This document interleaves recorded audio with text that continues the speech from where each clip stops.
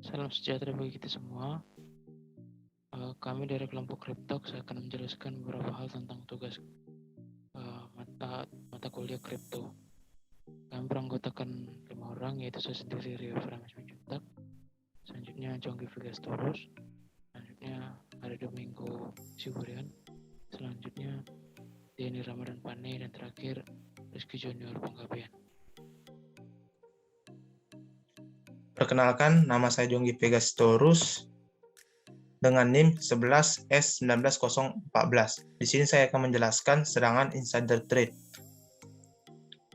Insider trade adalah pencurian yang dilakukan oleh seseorang yang dekat dengan organisasi dengan akses resmi dengan menyalahgunakan hak akses terhadap data yang sensitif dan melakukan penipuan yang akan berdampak pada reputasi dan brand image dari perusahaan atau institusi tersebut. Cara kerjanya, biasanya karyawan atau pihak ketiga mungkin memiliki akun yang memberi mereka akses sah. Yang kedua, pelaku mengetahui data organisasi atau perusahaan. Yang ketiga, pelaku akan menyalahgunakan dan mencuri informasi atau properti dalam perusahaan atau organisasi tersebut. Insider trade biasanya dilakukan oleh karyawan layanan keuangan, telekomunikasi, layanan teknis, dan pemerintah. Karyawan atau pihak ketiga akan menyalahgunakan dan memperoleh dokumen atau akses administrator di luar fungsi pekerjaan mereka. Hubungan dengan aspek CIA. Kasus insider trade merupakan serangan yang berhubungan dengan integriti, karena masalah yang ditimbulkan dari insider trade adalah penyalahgunaan hak akses dan aktivitas penipuan tanpa meminta izin dari yang berhak. Upaya mencegah insider trade. Yang pertama, pengawasan terhadap volume dan frekuensi akses data oleh karyawan. Ini dilakukan untuk berjaga-jaga karena perubahan kepribadian dan perilaku karyawan biasanya dilakukan oleh karyawan yang kurang dari 30 hari akan mengundurkan diri. Yang kedua, pengawasan terhadap pola akses sistem yang tidak biasa, termasuk upaya akses ilegal. Dilakukan karena jika suatu waktu karyawan tiba-tiba atau pihak ketiga memperoleh dokumen atau akses administrator di luar fungsi pekerjaan mereka. Yang ketiga, pengawasan atas peningkatan ukuran dan frekuensi trafik yang dilakukan oleh setiap karyawan. Dilakukan karena penyelundupan intelektual properti dan data yang bersifat konfidensial seringkali menggunakan jalur surel sehingga sangat sulit dibedakan antara yang legal dan ilegal. Yang keempat, pengawasan terhadap upaya lain. Sangat penting untuk mengawasi pemasangan proksi, penggunaan aplikasi peretas kata sandi, dan penyembunyian data sensitif ke dalam berkas atau steganografi. Demikian yang saya sampaikan. Jika ada kesalahan kata atau kekurangan kata, mohon dimaafkan. Terima kasih.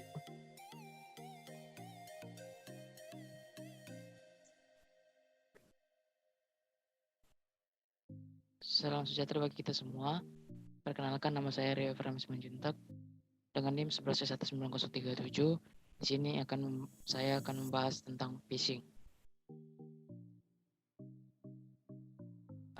What is phishing? Phishing is a cybercrime in which a target or targets are contacted by email, telephone, or text message by someone posing as a legitimate institution or to lure individuals into providing sensitive data such as personally identifiable information, banking and credit card details, and password, of course. Phishing designs to steal money or sensitive information from website, phone, call, etc. Jadi di sini maksudnya phishing adalah sebuah tindakan cybercrime di mana tujuannya untuk menargetkan suatu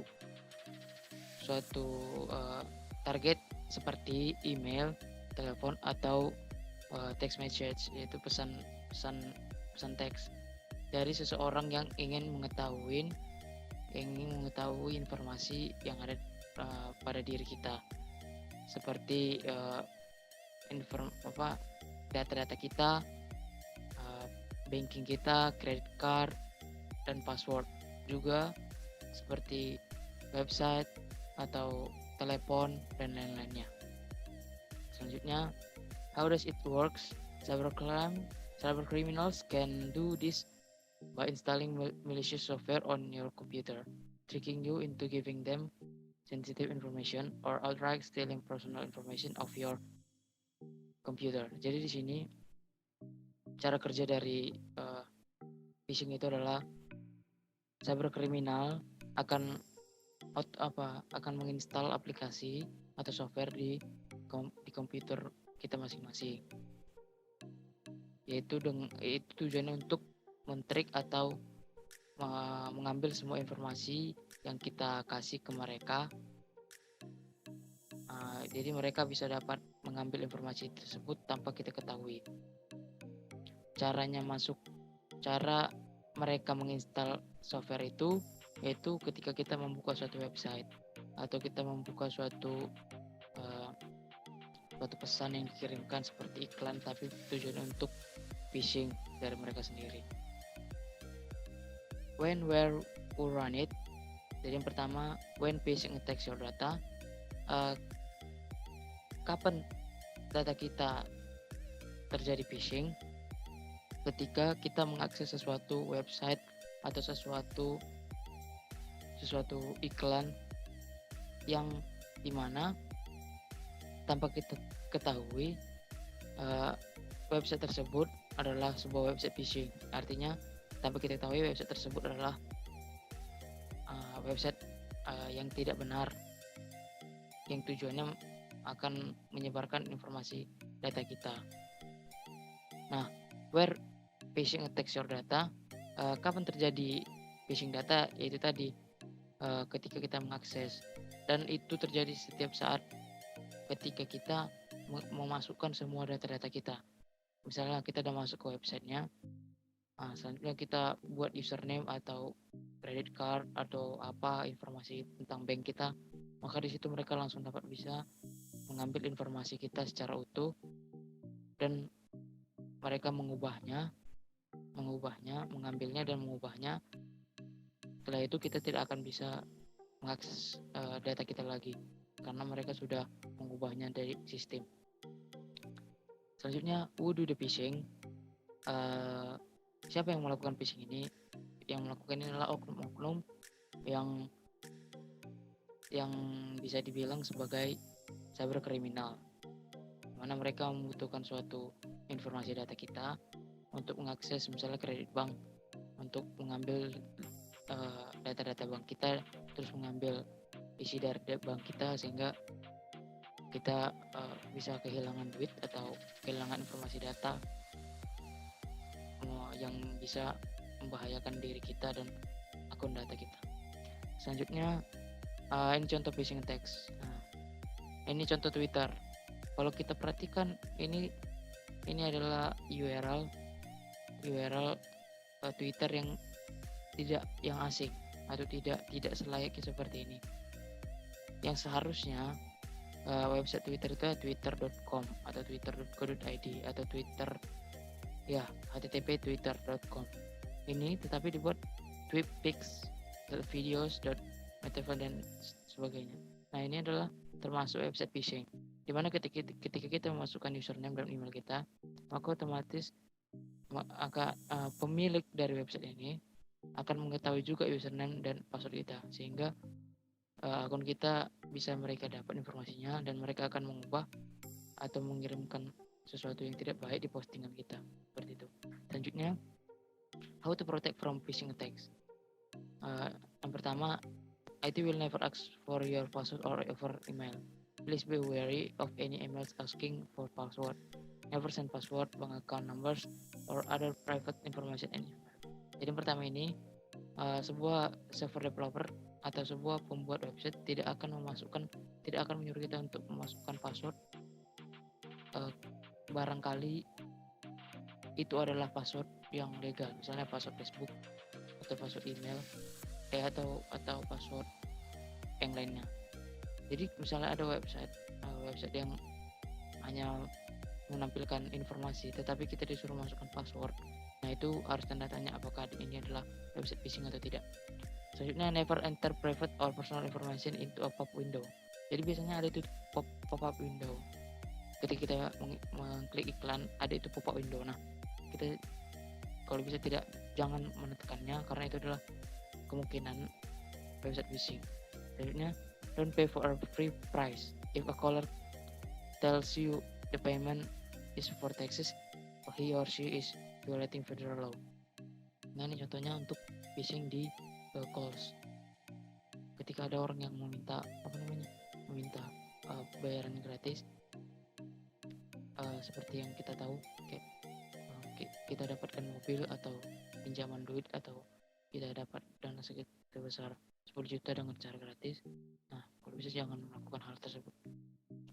Selanjutnya, never send money or give out personal information such as credit card number. Nah, ini seperti yang tadi, jangan sembarangan memberikan informasi atau uang kepada orang yang tidak kita kenal. Kemungkinan itu adalah tindakan phishing. Selanjutnya, demikianlah presentasi yang bisa saya sampaikan tentang phishing. Jadi phishing itu adalah sebuah tindakan cyberkriminal yang tindakannya pasti dilindungi undang-undang, dan bagi siapa yang melakukannya akan dikenakan sanksi atau dikenakan undang-undang sesuai dengan UU ITE yang berlaku. Demikian yang bisa saya sampaikan. Terima kasih.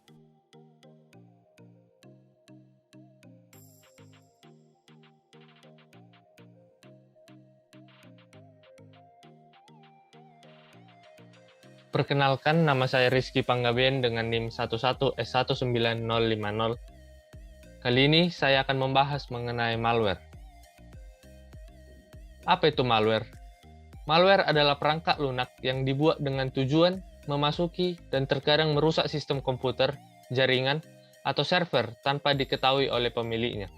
Istilah malware diambil dari gabungan potongan dua kata, yaitu malicious, yang berarti berniat jahat, dan software, yang berarti perangkat lunak. Tujuannya tentu untuk merusak atau mencuri data dari perangkat yang dimasuki. Bagaimana malware bekerja?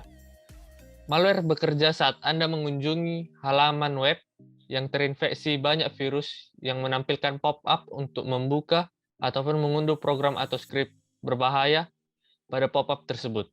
Atau komputer Anda melakukan transfer file dengan gadget yang sudah terinfeksi oleh malware, maka kemungkinan besar komputer Anda akan terkena serangan virus.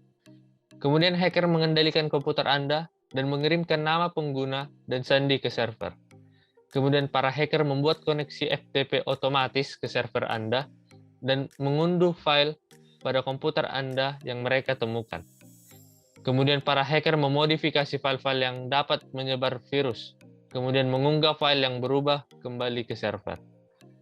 Dan kemudian komputer Anda mulai memiliki virus dan dapat tersebar ke orang lain jika terjadi transfer file dengan komputer Anda. Kapan malware digunakan? Komputer Anda dapat terkena malware kapan saja ketika Anda melakukan interaksi dengan malware. Di mana malware dijalankan? Komputer Anda dapat terkena malware ketika mengklik pop-up yang muncul pada website berbahaya, ketika mengunduh program atau software yang sebenarnya itu adalah malware, dan juga ketika melakukan transfer file dengan perangkat yang sudah terinfeksi malware. Siapa yang menggunakan malware? Biasanya malware digunakan oleh para peretas yang ingin menghancurkan suatu sistem komputer maupun jaringan. Keterkaitan dengan CIA. Malware merupakan serangan terhadap aspek confidentiality dan juga integrity, karena peretas dapat mengakses data yang harusnya hanya dapat dilihat oleh pemilik, dan juga karena peretas dapat mengubah data-data tanpa izin pemilik.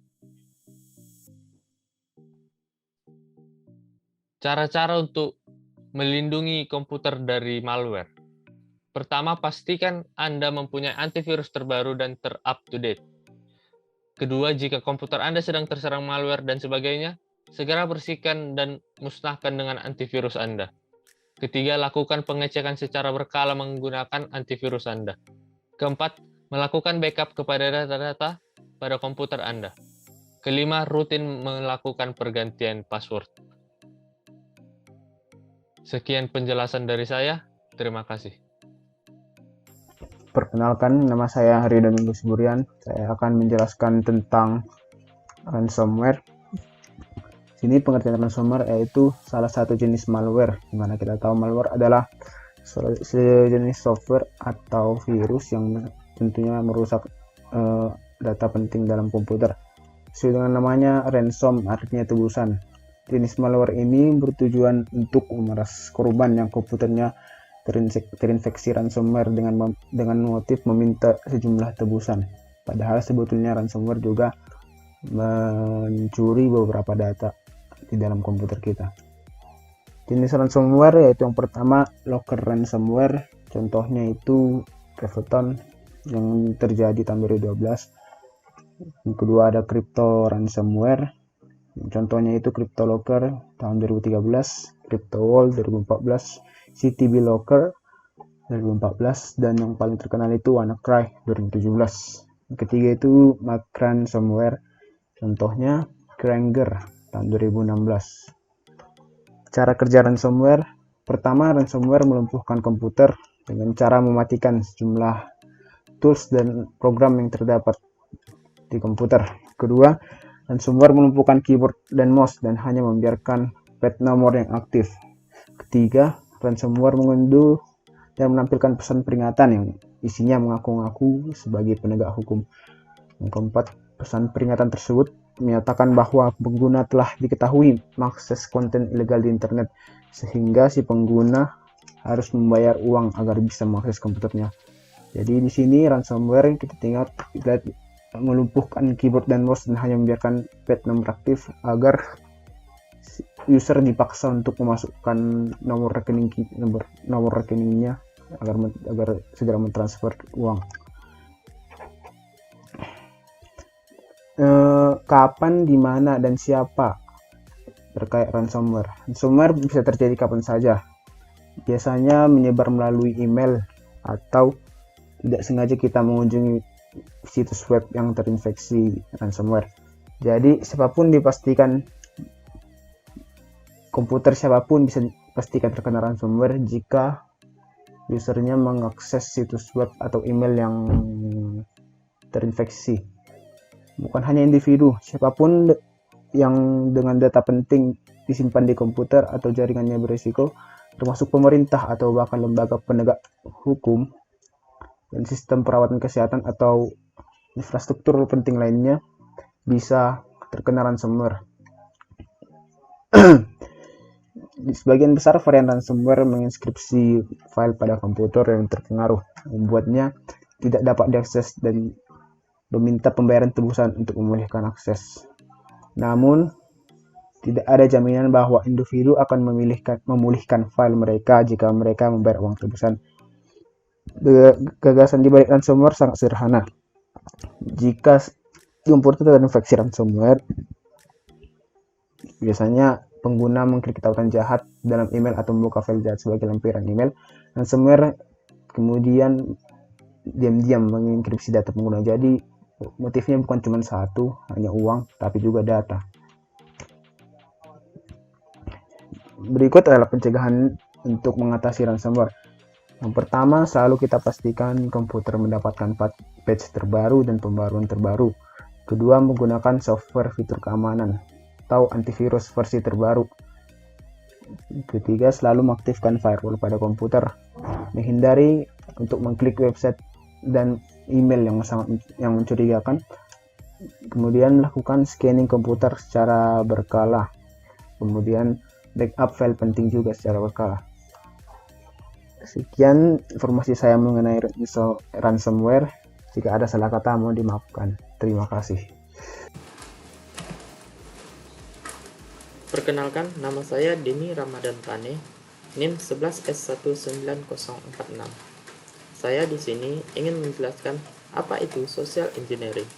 Social engineering adalah sebuah teknik manipulasi yang memanfaatkan kesalahan manusia untuk mendapatkan akses pada informasi pribadi atau data-data berharga. Umumnya, rekayasa sosial memiliki dua tujuan, yakni untuk menyabotase dan mencuri. Dikarenakan penipu ini berdasarkan pada manipulasi, psikologi, strategi serangan akan dibangun berdasarkan cara korban berpikir dan bertindak laku. Cara kerja social engineering. Pertama, penyerang merencanakan strategi dengan mengumpulkan informasi tentang latar belakang dan tempat kerja korban. Kedua, menyusun dengan menjalin hubungan atau memulai interaksi, dimulai dengan membangun kepercayaan korban. Ketiga, mengeksploitasi korban setelah kepercayaan terbentuk dan kelemahan mereka terlihat. Keempat, memutus hubungan setelah korban melakukan tindakan yang diinginkan. Kapan terjadinya social engineering? Social engineering biasanya terjadi kapan saja dan biasanya pada saat kita menggunakan sosial media dengan tidak berhati-hati. Berikut ada 4 bentuk serangan rekayasa sosial yang paling umum ditemukan. Yang pertama, baiting. Serangan ini menggunakan serangan umpan dalam bentuk janji palsu untuk memancing keserakahan atau keingintahuan korban. Kedua, pretexting. Seorang penyerang memperoleh informasi melalui serangan kebohongan yang dibuat dengan cerdik. Phishing, pembentuk penipu, ini hadir dalam kampanye email dan pesan teks yang bertujuan untuk menciptakan urgensi, keingintahuan, dan ketakutan pada korban. Penyerang akan mendorong korban untuk mengungkap informasi sensitif, mengklik tautan ke situs web berbahaya, atau membuka lampiran yang berisi malware. Keempat, spear phishing. Phishing yang lebih berstruktur, di mana penyerang akan memilih individu atau perusahaan tertentu. Penyerang kemudian akan menyesuaikan pesan mereka berdasarkan karakteristik, posisi pekerjaan, dan kontak memiliki korban agar serangan mereka tidak terlalu mencolok. Cara mencegah social engineering. Pertama, jangan mengklik tautan yang mencurigakan. Kedua, periksa kembali sumber situs yang ingin dibuka. Ketiga, hindari percakapan dengan orang asing. Keempat, hindari download dokumen yang tidak dikenal. Kelima, anggap saja bahwa seluruh tawaran hadiah itu palsu. Keenam, tolak request email atau pesan dari orang yang tidak dikenal. Dan terakhir, selalu ingat akan resiko kehilangan informasi penting. Terima kasih. Demikian yang bisa kami sampaikan terkait topik-topik mata kuliah kripto. Terima kasih.